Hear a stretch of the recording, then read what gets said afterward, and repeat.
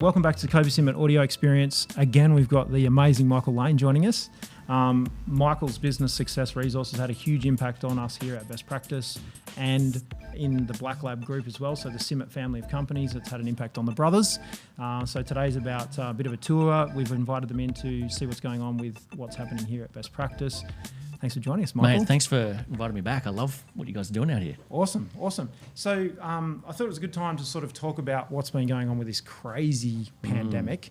And, you know, I think it's had a sort of an uptick, almost immediate uptick impact on our business. But, you know, in the L&D space and what you guys are doing with your business, talk us through how you've been able to take some very conscious principles from what you've picked up from 30 years in the industry to your business over the last couple of months.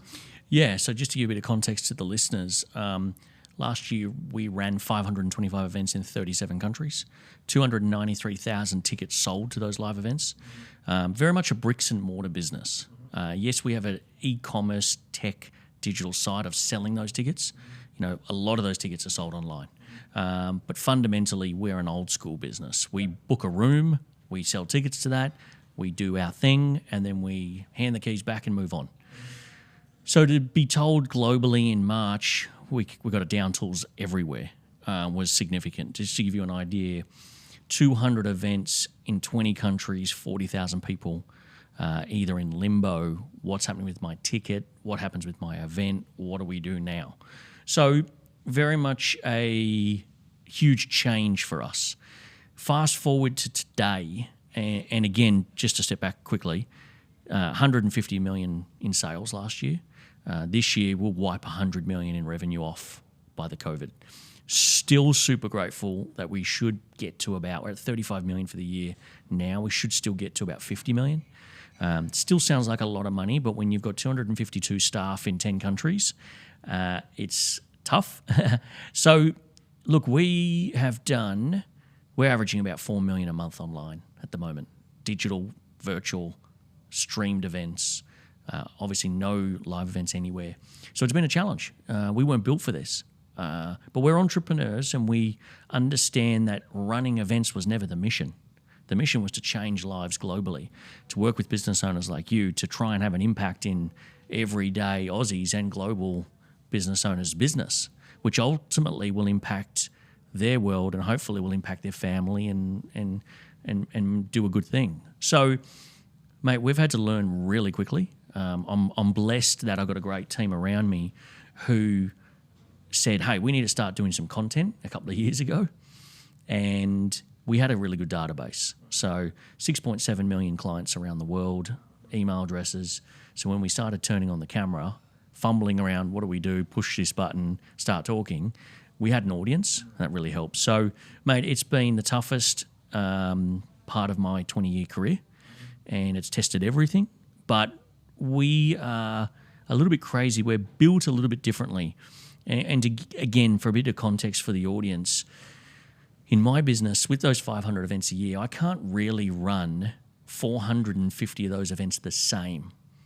So they've all got to be new events, and you've been to our events. We're grateful to have you as a client. But every event I do, apart from 20 or 30, have to be different. Different speaker, different topic, different themes. It doesn't mean you can't do the same topic or theme, but I can't run 2 events the same in the same city. People just don't turn up for those kind of things. So for 20 years, I've been going to the whiteboard, coming up with harebrained ideas and going, how about we do this? We don't have the leverage of going, we produce this water bottle and just tell the conveyor or the machine just to build it. I have to build something every day, every week. So, mate, it tested all the entrepreneurial skills, just tested everything. And while we're not out of the shit yet, there's some cool signs and cool things that, is suggesting we're on the right track. Yeah, that's awesome. Look, I can honestly say, I've learned skills through some of the programs you guys have been doing that's like, in the moment mindset. Shit hits the fan and, for us it was like snap decision. So Gary V, speed. Make a decision. So I didn't used to flick my fingers, I didn't used to click, and now it's like we have to do this. You don't have a choice. Your back's up against the wall, and a high performance outcome. Probably without doing that program, I'd be saying that I wouldn't have been able to make that decision. The next one, empathy, which is like empathizing with everybody. What is everybody else? All right, don't worry about myself. worry about my team. Yeah. Like, what are they all worried about? What are they concerned about? You know, what do they want to hear? What do they want to see? You know, that kind of thing. So for you, you've been fortunate, and I was, you know, doing some research last night, just trying to, you know, pick your virtual brains on YouTube around, particularly with your work over the years with Tony Robbins. Are there any really, you know, specific things that you've picked up that you have deployed in the last couple of months that you can consciously say, got that, used it? Oh, Jimmy, so much. Everything from mentally divorcing myself from the emotions around challenges. Jimmy, the earlier entrepreneurial version of me would have become very emotionally enrolled in the challenge. I'm pretty good now. I come across a lot of challenges. I can divorce myself of the emotion of it pretty quickly. I've kind of built in a way where I've in the last sort of 4 to 5 years, I've never bought into too many of the wins. And on the same, I don't buy into too much of the failures or the losses. It keeps quite an even keel. So when we went through the shit of it, it was about, again, taking the emotion out, making some quick decisions, sitting with it, making sure the intuition is on point. So that's from a mental perspective. From a business perspective, I've gone and done a lot of research of a lot of people that I respect and go, how are you managing this? What are you doing with your team? How does it work? Even how are you managing it with your family, with your spouse? Are you taking problems home? So I'm very much a learner. I learn for 2 hours every day. So, you know, there's been some silver bullets that I've had to do as well that have just kept us out of, you know, some troubled times. But I would suggest I've put 20 years of being around some of the people I promote into action in the last 4 or 5 months. That's probably saved my business, probably saved a marriage, probably saved a few things. So that's been a blessing for me, is being able to use that, both business, personal, and mental health.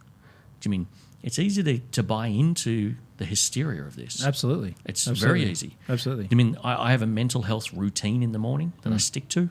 And without that, it's difficult. If I miss that and I get into the thick of it and the storm hits me, then I know when I haven't done the routine. So, mate, working hard on me as well. Humble enough to know that despite of being proximity to some pretty cool people, I don't know it all. No, and I can't retain it all. So I've got to keep grinding and keep learning. But, mate, yeah, grateful that I've had some great learnings and lessons and teachers in the last couple of years. Yeah. You're promoting the Unleash the Power Within coming up virtual event. Yeah. Talk us through that. Tony Robbins, Unleash the Power Within. Tony's been a partner of ours for 25 years. We've always done live events. Jimmy, and this event coming up is going to be our 24th event in Australia, 24 years consecutively until this year. So Tony, in his wisdom, said, you know, we're not going to let any COVID stuff our business. Let's find a way to make it work. I didn't know it was going to cost $9 million to build a studio and do all the stuff that he's done. But we're committed to helping our clients grow. It's a 4-day event. It's the best of Tony Robbins. I've seen a lot of programs. I've promoted a lot of programs. You know, it's the best 4 days you could ever invest in. So for $400, people can come along, listen to that, and do it in their own business, their own thing. Get their team around it. Get the team in the boardroom for 4 or 5 hours of it a day if you can. And, mate, it's a great event. Had a huge impact on me. I've done it 16 times. And I think people need it right now. Excellent. So, question, how does someone set themselves up for success for that virtual event? Because I'm like, you know, I'm looking at it, for example, and I'm saying, okay, how am I going to fit this in? It's the 17th, 18th, 19th, and 20th of September. Yep. So it's coming up. It's right around the corner. Yep. How does someone who's thinking about it prep themselves for the best possible experience? Because 4 days, long days. Yes. You know, it's not. Don't set yourself up with your laptop on the coffee table and sit on the couch for 4 days. No. What does that look like? Look, it's very much designed and built to get you out of your comfort zone. Ironically, everyone's going to be in their comfort zone for this because they're in their house, in their living room, or in their boardroom. It's an immersion-based program. It's built for 4 days, 10 hours a day to completely shatter you in some capacities to go, can I even do this for 10 hours a day for 4 days in a row? You can, and we have been for a long time. The immersion part is when you do anything consistently over a short amount of time and diligently, the statistics show that the learning curve is massively inclined. Hockey stick. Yeah, it's a massive hockey stick. Yep. You know, it's like anything. The great analogy is my son used to go to swimming lessons. We used to take him once a fortnight for 7-8 weeks. Every fortnight we'd have to come and start again. We put him into a thing for 5 days straight for 2 hours a day.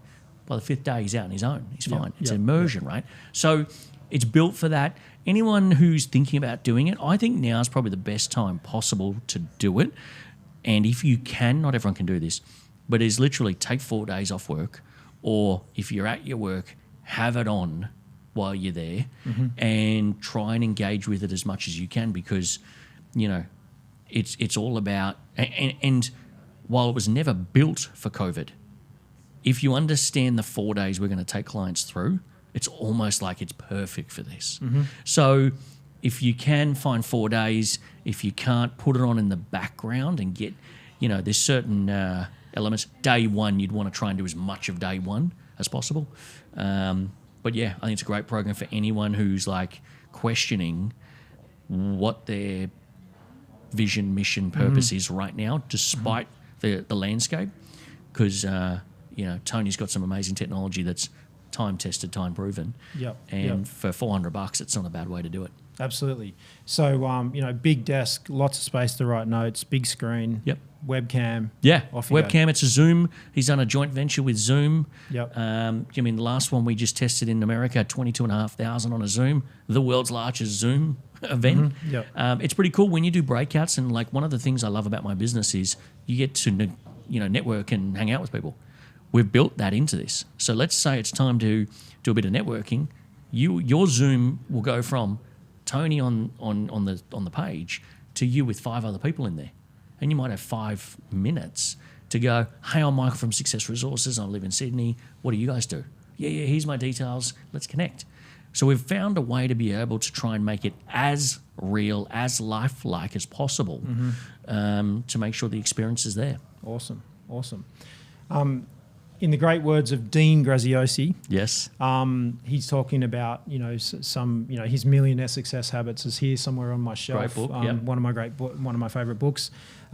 He's talking in a bunch of his videos, and I think it's a National Achievers Conference in about 2017. Was he here? I think 2016, 2017, something like that. One of those years. One of those years. It's all, or a bit of a blur. It's a blur.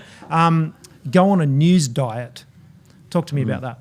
Yeah. Do you mean like, you know, stay away from the media, stay away from the news, that kind of thing? I know we're sort of past the first wave of the pandemic, but well, look, I was a victim of it. I remember the first 7 days, I watched every article, I read everything, and I tell you what, it's just toxic. Well, then what I realised very quickly is from Dean's kind of philosophies is you need a system and strategy around getting very short, sharp, clear news pieces on what's actually happening. So yeah, try and turn off all of the hysteria. You know, the media is amazing at getting a topic and then giving you context on both the positive and the negative. As business owners, as people, entrepreneurs, we don't necessarily need all the context. Just give us the short, sharp, what happened, and then I'll intuitively make a decision on it. So, you know, I love the way that Dean's done that and sort of got a model around it. But I think it's really important, especially now, and even in good times. You know, don't buy into too much of that, because you're going to get 30 minutes of waffle when you could have read it in a short, sharp headline. I had a good crazy story to tell. Right at the beginning of the pandemic, a friend of mine's father's retired. He's got a yacht in Greece. He goes over there. He gets it off the hard stand. He goes sailing around the Greek islands our winter. You know, their summer, our winter. He's back in Australia. He can't leave the country. He starts shopping around and he figures out that I've got this great off-road 4x4 Land Cruiser all decked out with all the gear, and he walks up to me and he says, can I buy your car off you? I'm going to go up north. So I was like, yeah, sure. You know, he's like, good price. I couldn't resist it. No problems. Take my car. So I didn't have a car, basically. Okay. Now, sitting in the drive at home, I've got a 1983 Toyota Land Cruiser Ute. Okay. It's only got an AM radio. So I basically was on AM 630 for while this whole thing is happening, and all you get is just the AM ABC news. That's it. So you don't get the hysteria because the producer's not trying to like sell advertising. Yeah. They're basically just running, here's the news, here it is, it's on a loop. was really interesting to listen to the people they were interviewing. They interviewed the CEO of Woolworths, and I'm going to take you guys down into the factory after this this short chat, and I'll show you what's happened as a result of that. We're talking about what's happening with retail, what's happening with Australian manufacturing or manufacturing in the US, or those kinds of concepts. And just really interesting to have that. Ordinarily I don't listen to the radio. I just play music if I'm or drive in silence.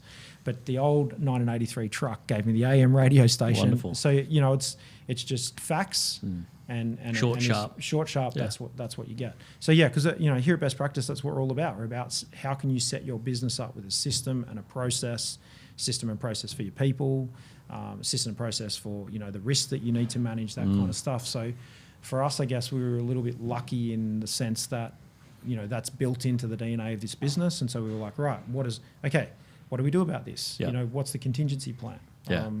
We went straight into writing COVID management plans and putting them free up on our website, and putting recruitment guides and people guides and leadership guides up on our website for free. So took the Gary example and said, what does that look like in our industry? So I think we've probably done about 20 free PDFs you can download sitting up on the website. So, which is great because I'm looking at the sign behind you: Best Practice Academy, certification, education, talent.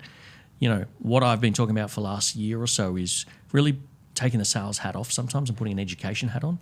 I think every business has an education arm to their business, and you guys have done that. And I can't escape your posts. They're everywhere at the moment, which is testament to what you guys are doing, right? And I love it. That's, I think, people who are educating the market will ultimately win in their industry. Absolutely. And you guys are doing it. Yeah, 100%. What does the decision look like, or the framework for you in terms of making a decision around the direction you want to go? So we're exploring these ideas with some of our clients around good idea, bad idea, in terms of, it's the context around entrepreneurial, exploits, which direction. Have you got a framework or some advice around, some of the, I see some of the people that come to the events that I've been to, and I watch what they're doing, and I'm like, that's a crazy idea. Like, I'm not going to shit test them. I don't say anything, but I'm like, I don't know if you can make a business out of that. What are your thoughts around how do we, how do you go about deciding, can I make a business out of this? Yeah. Look, with 500 events a year, and let's just say 4 to 5 speakers per event, I didn't get too deep into who's on what events and the speakers. I make decisions based off where I see myself and the company in 10 years from now. I have a very clear roadmap for 2030 and what we've got to do to get to that. I have the best team possible in an education space underneath me, beside me, alongside me. They make a lot of the critical decisions when it comes to, I will make a decision on what we're doing, where we're going. I truly believe that they can put the right people on place. You don't always get it right, though. You just don't. But my decisions are all based off the 10-year version of what I want to build and the 10-year version of who I need to become to get to that. So all the decisions I'm making now, I was saying to Simon, we signed off today on a new company, a new joint venture on an early childcare centres. Now, most people would think that's got nothing to do with sort of what we're doing, but my vision is around impacting 1 billion people through education. The company we've aligned with, Mind Champs, are the Singaporean-based, sovereign company-based and backed by the Singapore sovereign government. And they teach kids from 6 months to 6 years how to have a champion mindset.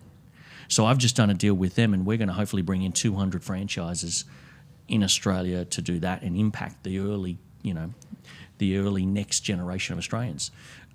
So for me, I'm looking at that 1 billion people I need to impact in the next decade.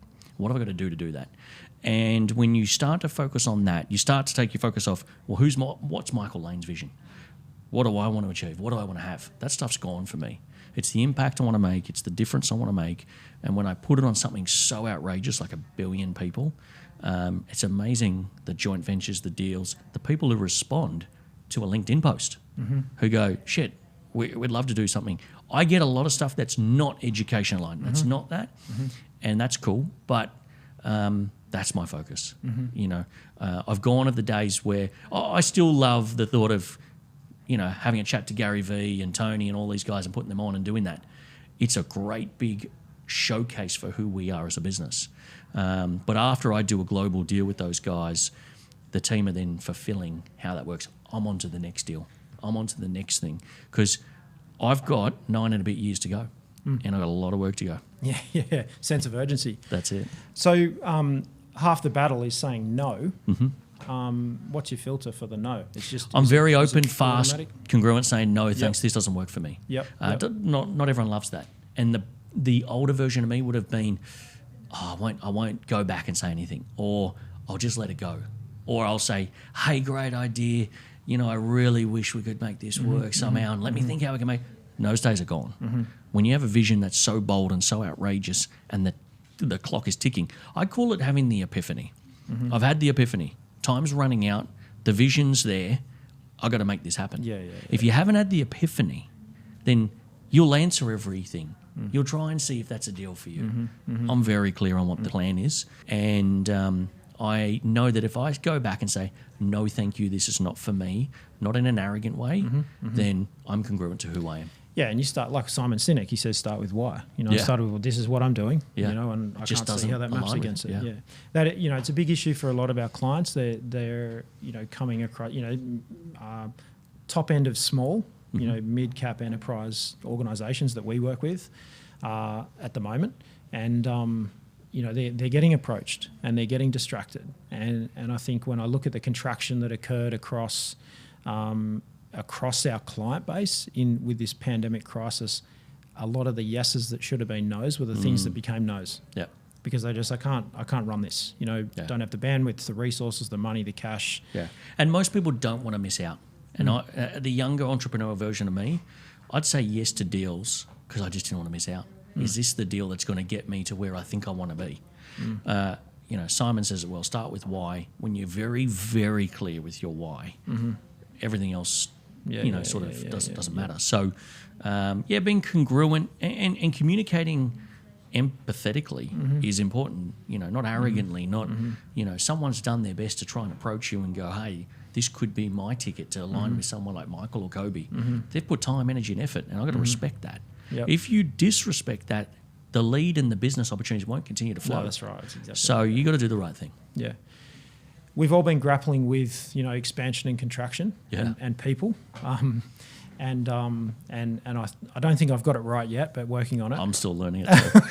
What are your thoughts on and your system process on offboarding people and we try and work on rehoming people, like tap my network, that kind of stuff. What are your points on when we do need to have that conversation that the resources are running out, we're contracting or restructuring? How do you approach that? It's a horrible thing to do, right? I'm just trying to give you a bit of an example. Is that my talent structure, my culture is very entrepreneurial. We teach people how to be successful. I attract that kind of person. So when somebody comes into my business, within the first 90 days, especially in the Australian office, I'm sitting down with them going, I know this is not going to be the thing for you forever. You're an entrepreneur. So I come up with a way to positively exit them out of the business. I say, give me 3 to 5 years. Don't give me 18 months because I won't be able to teach you everything I can. Yep. Give me 3 to 5 and I'll teach you some stuff that when you take that next step, you'll be better equipped to go do it. Because I lost hundreds of staff who I let go way too early, who came back and realised it was too early, or I just wasn't smart enough to see it. So to accurately answer your question, I'm trying to identify as early as I can. And I catch up every 90 days with my staff to go, that thing that you said you want to do, you got to be building that in parallel to what we're doing here. Does not mean you do anything from 9 till 6, but from 7 till 10, that's your thing. And when we've got that, where's the minimal viable product, and when we can start to test it, and don't take your foot off this lily pad because it's paying you and everything's great. And when you can confidently take your foot off us and move, you're ready. So I can keep a track on where people are and how they think. So I don't have too many people where it's like there's blow-ups and these kind of things. Talk about contracting though. It's difficult because I know them intimately sometimes. I know them to go, I know what your passion is. I know you've been working hard for this and, the business has changed. To give you a real-life example, 252 staff pre-COVID, 169 today.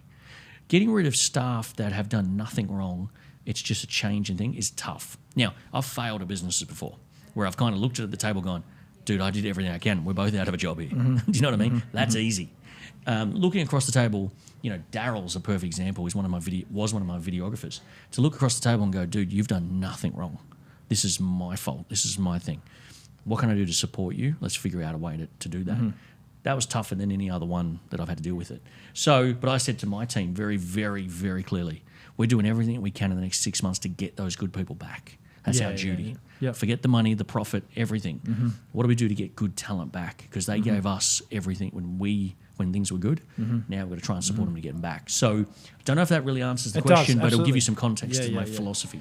Yeah, I think that the points I take away from that, one is we're trying to do it from the get-go, which is basically mapping a parallel journey and saying, okay, well here's what success looks like for you in 3 to 5 years. Yep. For example, there's obviously the check-ins under normal circumstances, but it is what I've heard from a number of businesses. Some of the mid-market cap companies we work with and some of the enterprises, while they tried as best as they could to not contract, they made decisions. Do we offboard staff or do we pull people back? So there's a lot of our clients running on 75 to 80% salary, off salary, off base or whatever. And that is certainly the case. We've done a little bit of that here in terms of some of the travel allowances and things like that we pay. We've pulled back on. And then, and I think that's an important part of the process. But in terms of actually helping people, and I think one of the things that I failed to realise, I don't put the entrepreneurial label on myself, and that's only my own thing because I'm like customer focused. And I worry that if I say I'm an entrepreneur to a customer, they're like, are you going to fail? Because there's potentially that label. I'm like, no, it's like, no, I'm here for you, Yeah. So entrepreneurial activity. So, but that's just me. And so then we say to these guys, okay, here's our journey. I think the good thing is that we're starting to look at, okay, we can actually accelerate the selection in the comeback because we've got key people, which is, I think, talking to Simon on the phone the other day and saying, actually, we've, any work opportunities, we're going to send them, their way. So, we're definitely doing that ourselves in terms of people that have been wound back and going forward. We've made a very specific decision in the 2008 crisis, been there, done that, to run a subscription model. So the thing that carried us through was retainers. Yeah. So fantastic business model. It's like rock solid. Forecasted it. We had to forecast breakage. Like the attrition, that kind of stuff. So for us, it's been really good to use some of those smart decisions. Very difficult for us to have a really big month because we're subscription. Like we try to onboard more people, but there's a process. So for us, it was like, okay, it almost like the world stopped and then it started again. But the economic stimulus has had a big impact on us, like positively. Yep. Our cash flow sped up. Yep. So in terms of actually looking at you mentioned money and profit and that sort of stuff. Has there been any specific change to the lens in terms of what you're looking at from a numbers and financial levers? Yeah. Do you mean our profit ratio's gone through the roof? Comparative to what it did. Yeah. Because I don't spend 70 million this year on hiring that venue, AV, and all the talent fees that I pay for, right? 500 events, there's typically a speaker at every one that I've got to pay a fee for. So, I can run an event. I did an event with Robert Kiyosaki 2-3 months ago, whenever it was. Spent 20 grand on it. I got 700K back in the first sort of 2 weeks, and we've still got some tail end of that. That ratio there is stuff I've never seen before. Off its head. Now, for me to get 700 grand at that level, I have to spend 500. That'll give you some idea, and then I finally get the tail, and we can have some fun. But this has changed everything. I don't have the capital overhead or the expenditure per tour, per event. Now, I'm only doing 30 events. But here's the scary thing. I told you at the beginning of this, 293,000 people bought tickets last year. I've done more than that in the last 2 months globally on virtual events. So, everything's changed, yet there's benefits and positive stuff to come out of that. The revenue is not there, but the ratios are different. Yeah. They're more compelling, they're more exciting. I'll never go back to doing 525 events ever again. That will never happen. So there's been some significant things around data, engagement, and those kind of things. What's your advice to a up and coming entrepreneur, been in business sort of 3 or 4 or 5 years? You see it all the time. Ego gets ahead of them. They're bragging about top line revenue growth, but the bottom's not there. What's your advice? Look, I was there. I did it. 24, 25, first $1 million in a business. Thought I was the man. I thought this would go on forever. Quickly humbled. So look, if you're that person listening to this, understand that business is the long game. Things are going to change. We know that things are moving fast. You're going to have to continue to iterate and pivot. Put money into R&D, put money into L&D, put money into areas where you can foresee the next 10 years growth. Nothing wrong with having a bit of fun and taking some money out of a business. That's the only real way that us entrepreneurs can go, well, we actually did something, is when you take some money off the table. But just understand that, at some point, we're probably all going to get humbled. And I've been humbled more times than I can imagine. Well, I thought I would, but it's very humbling. It is. But once you get humbled so significantly, and I hope my lesson is not the lesson for everyone, but if you are cocky, you will be humbled. I'm telling you now, it's a universal principle. I've been there. Yep. Yeah. So I don't get cocky anymore. I told you earlier that if I have some good wins, and we have some good wins, I don't jump up and down. I have a smile and a beer, and then we move on tomorrow. Yeah. Same with a loss, though. Yep. So understand it's a long game. If you're still the dude, the good person in a decade, then you're on track, right? Anyone can make $1 million in a year or whatever that may be for you. Yep. Stay humble, keep learning, stay sharp. You're a reflection of your business, all your decisions. If you walk past that piece of trash that you see on the floor, you don't pick it up, that's a reflection of you. So just try and be a good dude as well. Yeah, be a good person. That's it. Well, on that note, speaking of good people, Michael Lane's a great person. So thank you for joining us. Thank you for coming and checking out what we're doing here at Best Practice. Love it. So for those of you that are listening and watching, and look out for the vlog episode from Best Practice TV, and also Simon's going to edit something up for Success Resources. We are going to go and have a wander around the Black Lab factory, which is another part of the Simmat family business. Love it. So for those of you who haven't checked us out, you can direct message both Michael and myself. We'll put our handles under videos, links up and above and around and about on LinkedIn, both of our favourite platforms. Yes. So there, or there. And we'll see you next time right here on Best Practice TV and the Kobi Simmat audio experience. Thanks for having us. Thanks, Kobi. Thanks, mate.